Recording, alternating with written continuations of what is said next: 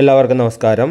6th സ്റ്റാൻഡേർഡിലെ second യൂണിറ്റായ early States എന്നുള്ള പാഠഭാഗത്തിൻ്റെ ആദ്യ ക്ലാസ്സിലേക്ക് സ്വാഗതം.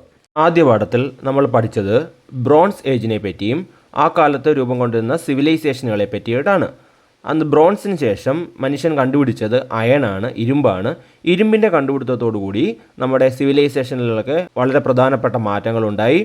അങ്ങനെ പ്രധാനപ്പെട്ട മാറ്റങ്ങളുണ്ടായി അഭിവൃദ്ധി പ്രാപിച്ചിട്ടുള്ള ചില സിവിലൈസേഷനുകളാണ് ഗ്രീക്ക്, റോമൻ, പേർഷ്യൻ എന്നിവ. അപ്പോൾ ഈ ഗ്രീക്ക്, റോമൻ, പേർഷ്യൻ എന്നിവയുടെ പറ്റിയിട്ടുള്ള വിവരങ്ങളും അതോടൊപ്പം തന്നെ നമ്മുടെ ഹാരപ്പൻ സിവിലൈസേഷന് ശേഷം ഇന്ത്യയിലുണ്ടായിട്ടുള്ള പ്രധാനപ്പെട്ട ജീവിതക്രമങ്ങൾ അല്ലെ രാഷ്ട്രീയ ദാർശനിക ക്രമങ്ങളൊക്കെ എങ്ങനെയൊക്കെയാണ് എന്നാണ് ഈ പാഠത്തിൽ നമ്മൾ പ്രധാനമായിട്ടും പഠിക്കാൻ പോകുന്നത്. നമുക്ക് പാഠഭാഗത്തിലേക്ക് വരാം. തിങ്കിൾമേഡ് സ്കൂളിലെ വിദ്യാർത്ഥികളെല്ലാം വളരെ സന്തോഷത്തിലാണ്. കാരണം എന്ന് പറയുന്നത് അവിടെ ഒരു പ്രോഗ്രാം ബ്രോഡ്കാസ്റ്റ് ചെയ്യുന്നുണ്ട്, ഒരു പ്രോഗ്രാം സംപ്രേഷണം ചെയ്യുന്നുണ്ട് ടി വിയിൽ. അതിൻ്റെ പ്രോഗ്രാമിൻ്റെ പേര് എന്ന് പറയുന്നത് കൾച്ചറൽ എക്സ്ചേഞ്ച് പ്രോഗ്രാം എന്നാണ്. അതിൻ്റെ അകത്ത് വിവിധ രാജ്യങ്ങളിൽ നിന്നുള്ള കുട്ടികൾ അവരുടെ രാജ്യങ്ങളിലെ പ്രധാനപ്പെട്ട കാര്യങ്ങളെപ്പറ്റി പറയുന്നതിനായിട്ടാണ് അവിടെ എത്തിച്ചേർന്നിട്ടുള്ളത്.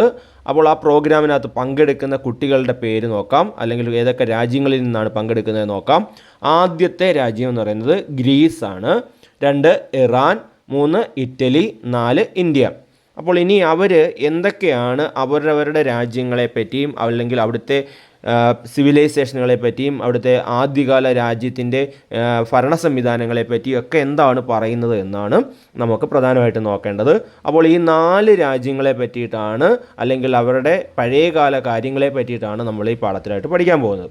അവിടെ നമുക്ക് head master began to speak എന്ന് പറഞ്ഞിരിക്കുന്നു. അതായത് കുട്ടികൾ ഹെഡ് മാസ്റ്റർ സംസാരിക്കാൻ തുടങ്ങി. എന്തൊക്കെയാണ് അവിടെ പറയുന്നത് നോക്കാം.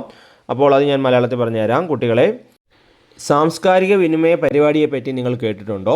വിവിധ രാജ്യങ്ങളിലെയും പ്രദേശങ്ങളിലെയും ചരിത്രവും സംസ്കാരവും പരസ്പരം മനസ്സിലാക്കുന്നതിന് സഹായിക്കുന്ന ഒരു സാംസ്കാരിക വിനിമയ പരിപാടികൾ വിവിധ രാജ്യങ്ങളിലെ വിദ്യാർത്ഥി പ്രതിനിധികൾ പങ്കെടുപ്പിച്ചുകൊണ്ട് എല്ലാ വർഷവും ഇത്തരം സാംസ്കാരിക വിനിമയ പരിപാടികൾ സംഘടിപ്പിക്കാറുണ്ട്.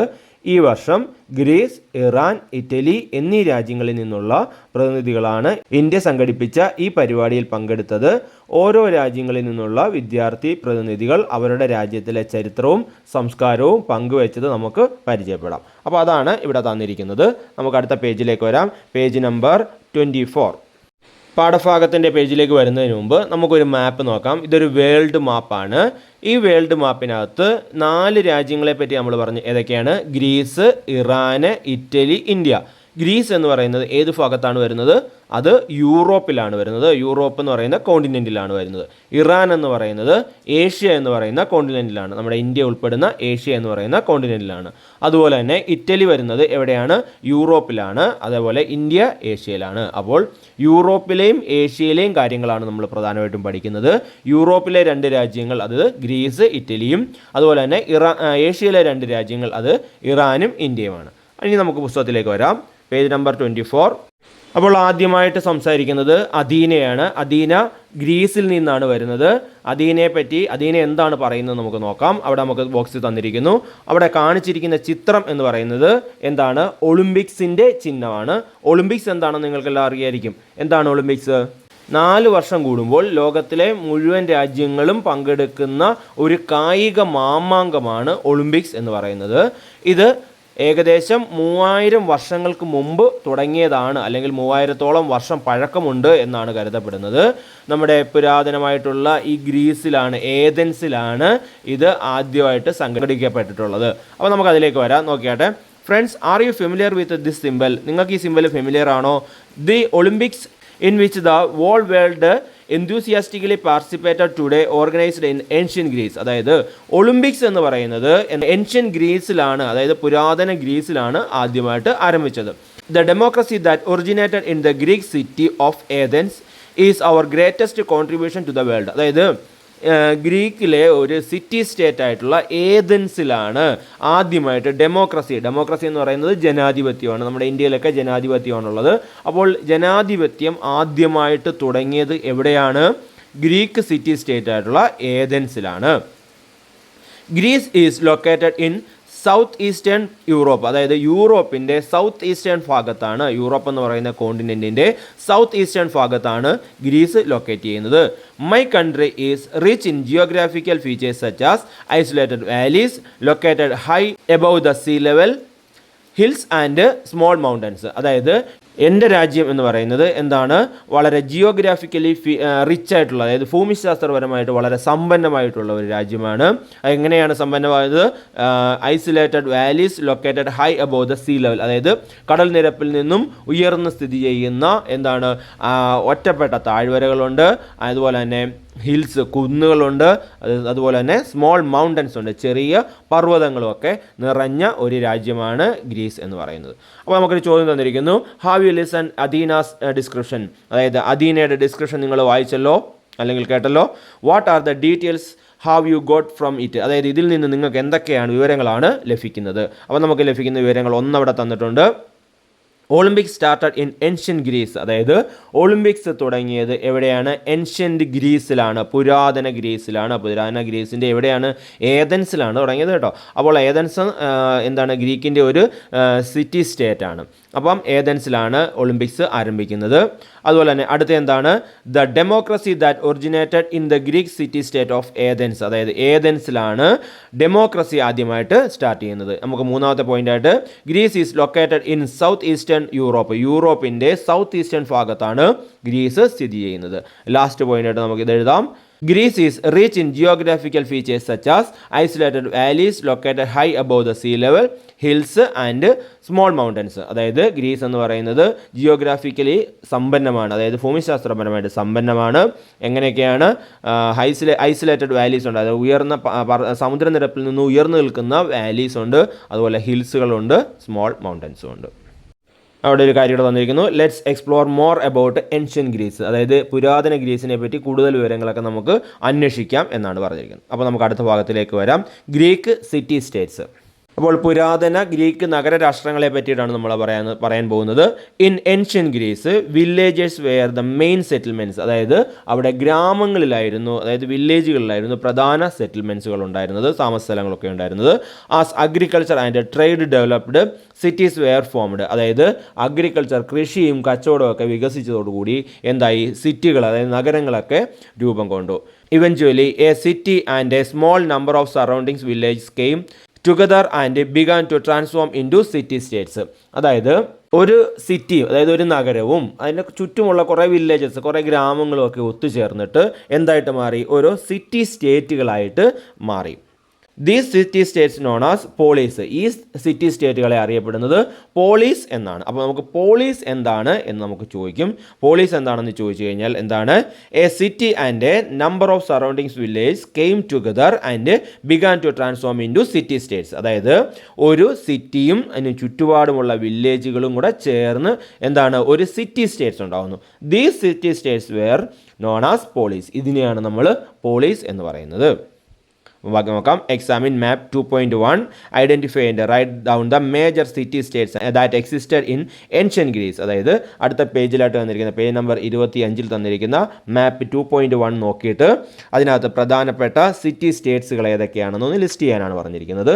അപ്പോൾ നമുക്ക് ആ മാപ്പിലേക്ക് നോക്കാം. അപ്പോൾ പ്രധാനപ്പെട്ട സിറ്റി സ്റ്റേറ്റ്സുകൾ ഏതൊക്കെയാണെന്ന് നോക്കാം. ഒന്നാമത്തേത് കൊറിന്ത്, രണ്ടാമത്തേത് തീബീസ്, അടുത്തത് ഏതൻസ്, അടുത്തത് ലാസ്റ്റ് സ്പാർട്ട. അപ്പോൾ നമുക്കിവിടെ എഴുതണം ഏതൊക്കെയാണ്? Corinth, Thebes, Athens, Sparta. ബാക്കി നോക്കാം. Seas or high mountains separated by these city states of ancient Greece from each other, അതായത് കടലുകളോ പർവ്വതങ്ങളോ ആണ് ഈ സിറ്റി സ്റ്റേറ്റുകളെ, ഈ പറഞ്ഞ 4 പ്രധാനപ്പെട്ട സിറ്റി സ്റ്റേറ്റുകളെ പരസ്പരം വേർതിരിക്കപ്പെട്ടിരുന്നത്. So each city states were isolated, അതുകൊണ്ട് എന്താണ്? ഈ കടലുകളും പർവ്വതങ്ങളും ഒക്കെ തിരിച്ചു കഴിയുന്നത് ഓരോന്നും ഒറ്റപ്പെട്ട ഓരോ നഗരരാഷ്ട്രങ്ങളും ഒറ്റപ്പെട്ട് നിൽക്കുന്നതായിരുന്നു. ബിക്കോസ് ഓഫ് ദിസ്, അതുകൊണ്ട് എന്ത് സംഭവിച്ചു? A uniform administrative system was absent in ancient Greece, അതായത് പുരാതന ഗ്രീസിൽ ഒരു യൂണിഫോം ആയിട്ടുള്ള അഡ്മിനിസ്ട്രേറ്റീവ് സിസ്റ്റം, ഒരുപോലെയുള്ള ഒരു ഭരണ സംവിധാനം ഈ പറഞ്ഞ 4 സിറ്റി സ്റ്റേറ്റുകളിലും ഇല്ലായിരുന്നു. അതിൻ്റെ കാരണം എന്താണ്? ഈ 4 സിറ്റി സ്റ്റേറ്റുകളും എന്താണ്? പരസ്പരം ബന്ധപ്പെട്ട് കിടക്കുകയല്ല, അവർ പരസ്പരം അകന്നകന്ന് നിൽക്കുകയാണ്. അവരുടെ ഇടയിൽ എന്തൊക്കെയുണ്ട്? ഒന്നുകിൽ ഒരു സീ ഉണ്ടാവും, അല്ലെങ്കിൽ ഒരു ഹൈ മൗണ്ടൻ ഉണ്ടാവും, ഉയർന്ന കുന്നുകളുണ്ടാവും, പർവ്വതങ്ങളുണ്ടാവും. അപ്പോൾ ഇത് നാലും ഒറ്റപ്പെട്ട് കിടക്കുകയായതുകൊണ്ട് ഇവിടെ എന്താണ്? ഒരു യൂണിഫോം അഡ്മിനിസ്ട്രേറ്റീവ് സിസ്റ്റം ഇല്ലായിരുന്നു. അപ്പോൾ നമുക്ക് അവിടെ ഒരു ചോദ്യം നോക്കാം. എങ്ങനെയാണ് വരുന്നത്? A uniform administrative system was absent in ancient Greece. Why? അതായത് ഒരു യൂണിഫോം അഡ്മിനിസ്ട്രേറ്റീവ് സിസ്റ്റം ഏൻഷ്യന്റ് ഗ്രീസിൽ ഇല്ലായിരുന്നു. എന്തുകൊണ്ടാണ് കാരണം? Seas or high mountain separated these city states of ancient Greece from each other. അതായത് കടലുകളോ പർവ്വതങ്ങളോ ഈ സിറ്റി സ്റ്റേറ്റുകളെ സെപ്പറേറ്റ് ചെയ്തിട്ടുണ്ട്. So each city state was isolated. അതുകൊണ്ട് ഓരോ സിറ്റി സ്റ്റേറ്റുകളും ഐസൊലേറ്റഡ് ആണ്. അപ്പോൾ അതാണ് അതിൻ്റെ ആൻസർ. ആക്കി നോക്കാം. Athens and Sparta were the major city states of Greece. അതായത് ഏതൻസും സ്പാർട്ടയുമാണ് ഈ ഇതിനകത്ത് ഏറ്റവും പ്രധാനപ്പെട്ട മേജറായിട്ടുള്ള സിറ്റി സ്റ്റേറ്റുകൾ എന്ന് പറയും. അപ്പോൾ അത് നമുക്കൊരു ചോദ്യമാണ്. ഈ ഗ്രീസിലെ ഏറ്റവും പ്രധാനപ്പെട്ട മേജറായിട്ടുള്ള സിറ്റി സ്റ്റേറ്റുകൾ ഏതൊക്കെയാണ്? ഏതൻസും സ്പാർട്ടയുമാണ്. അപ്പോൾ ഇനി നമുക്ക് അതിനെപ്പറ്റി ഓരോന്നിനെയും പറ്റിയും പഠിക്കണം. ഏതിനെപ്പറ്റി? ഏതൻസിനെയും സ്പാർട്ടയും പറ്റിയും പഠിക്കണം. അപ്പോൾ നമുക്ക് ആദ്യത്തെ നോക്കാം. Athens. How do you choose your class leader and school leader? നിങ്ങൾ എങ്ങനെയാണ് നിങ്ങളുടെ ക്ലാസ് ലീഡർ അല്ലെങ്കിൽ നിങ്ങളുടെ സ്കൂൾ ലീഡറിനെ നിങ്ങൾ തിരഞ്ഞെടുക്കുന്നത്? നമ്മൾ എങ്ങനെയായിരിക്കും? Through collective decision or voting. അതായത് എല്ലാവരും കൂടെ ചേർന്ന് ഒരു തീരുമാനത്തിലെത്തി ഒരാളെ ലീഡർ ആക്കുക. അതല്ലെന്നെങ്കിൽ നമ്മൾ എന്ത് ചെയ്യും? വോട്ടിംഗ് ഇടും, അല്ലേ? ഇലക്ഷൻ പോലെ വോട്ട് ചെയ്തിട്ടാണ് ചെയ്യുന്നത്. What is the name of the system by which the people elect their rulers in this way? അതായത് ആളുകൾ അവരുടെ ഭരണാധികാരികളെ, ആരാണ് നമ്മുടെ ലീഡർ എന്നുള്ളത്, തിരഞ്ഞെടുക്കുന്ന ഈ സംവിധാനത്തിനെ പറയുന്ന പേരാണ് എന്ത്? ഡെമോക്രസി. അപ്പോൾ ആ ഡെമോക്രസി എന്താണ്? The name of the system by which the people elect their rulers in this way. അതായത് ആളുകൾ അവരുടെ റൂളേഴ്സിനെ തിരഞ്ഞെടുക്കുന്ന രീതിയെ പറയുന്ന പേരാണ് ഡെമോക്രസി എന്ന് പറയും, ജനാധിപത്യം എന്ന് പറയും. The initial form of democracy originated in the Greek city state of Athens. അതായത് ഡെമോക്രസിയുടെ ഇനിഷ്യൽ ഫോം, ആദ്യമായിട്ട് ഡെമോക്രസിയുടെ അതിൻ്റെ ഒരു ആദ്യമ രൂപം ഉണ്ടായത് എവിടെയാണ്? ഗ്രീക്ക് സിറ്റി സ്റ്റേറ്റ് ആയിട്ടുള്ള ഏതൻസിലാണ്.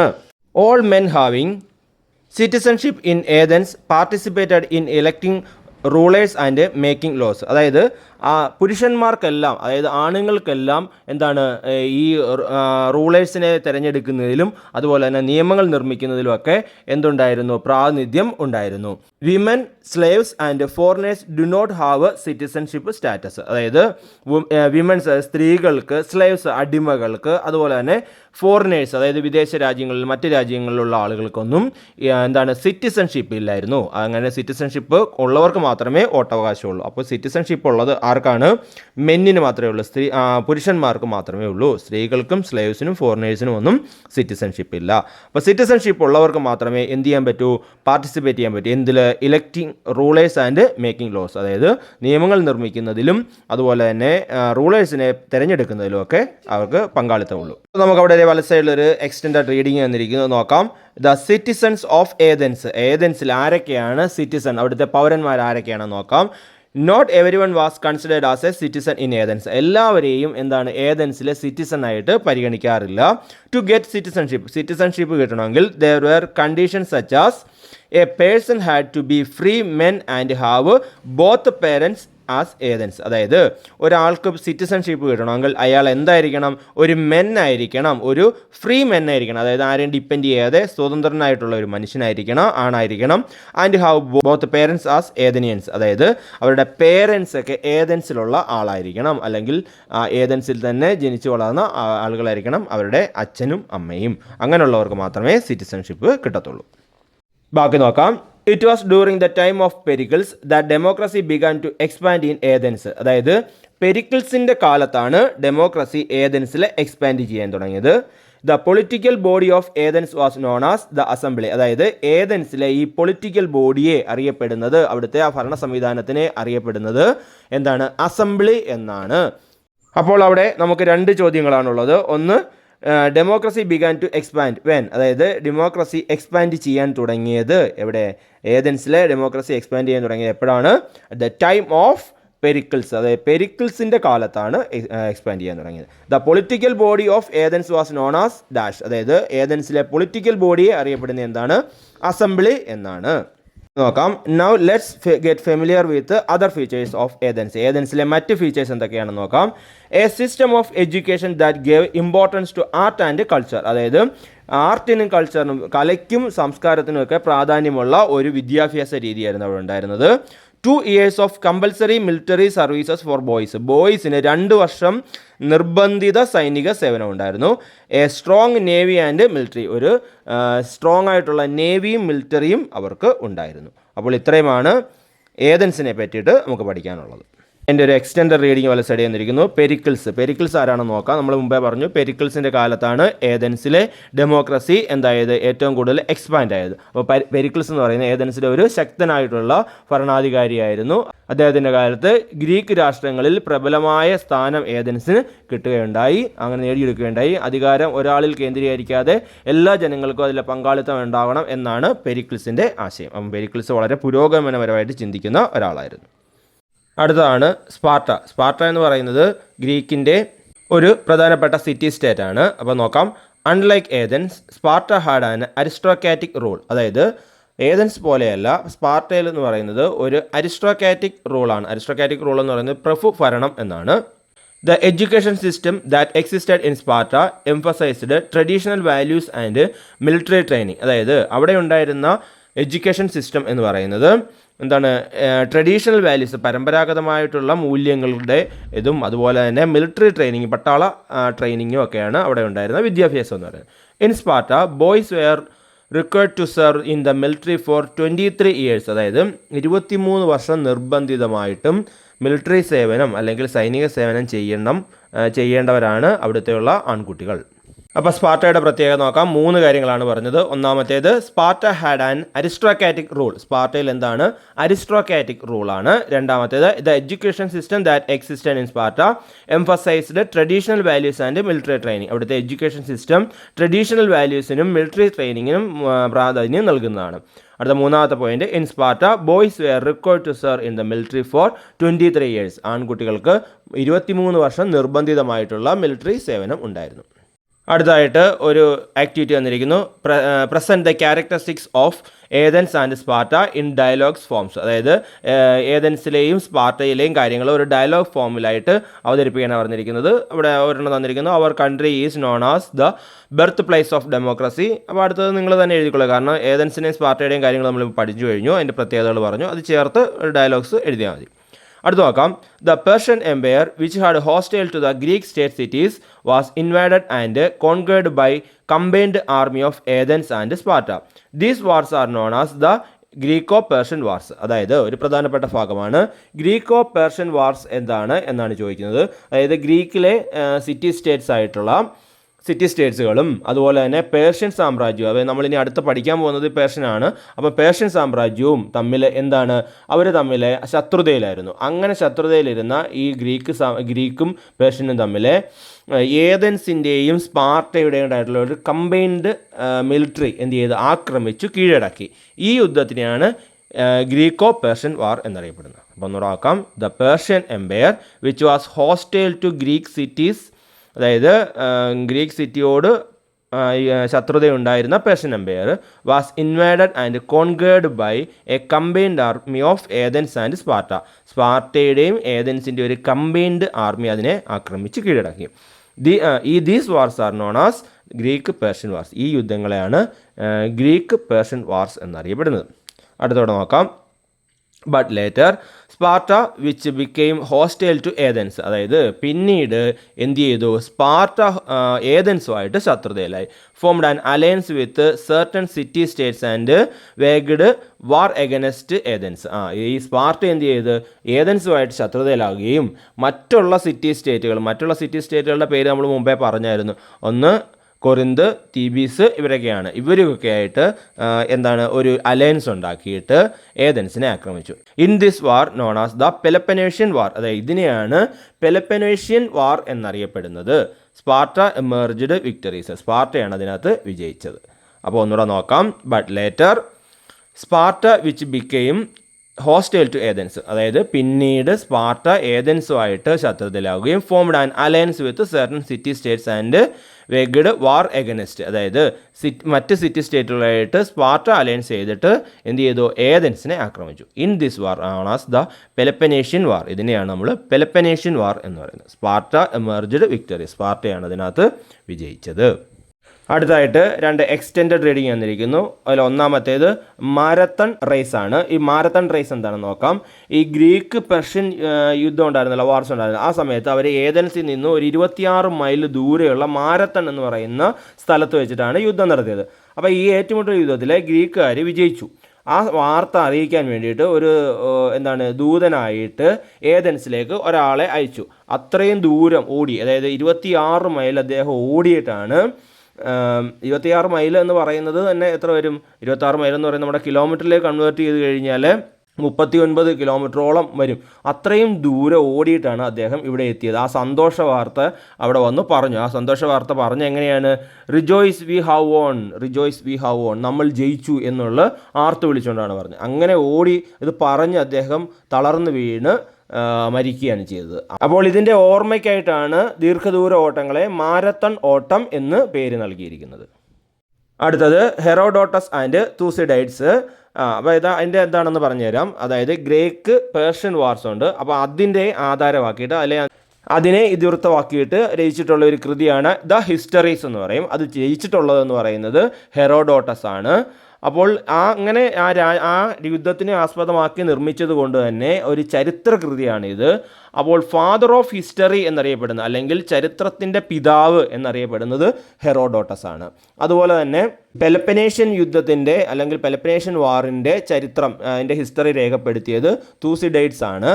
അപ്പോൾ അതിൻ്റെ ബുക്ക് എന്ന് പറയുന്നത് ഹിസ്റ്ററി ഓഫ് ദ പെലപ്പനേഷ്യൻ വാർ എന്നാണ് ആ കൃതിയുടെ പേര്. അപ്പോൾ ഈ 2 പേരുടെ കാര്യങ്ങളാണ് ഇവിടെ പറഞ്ഞിരിക്കുന്നത്.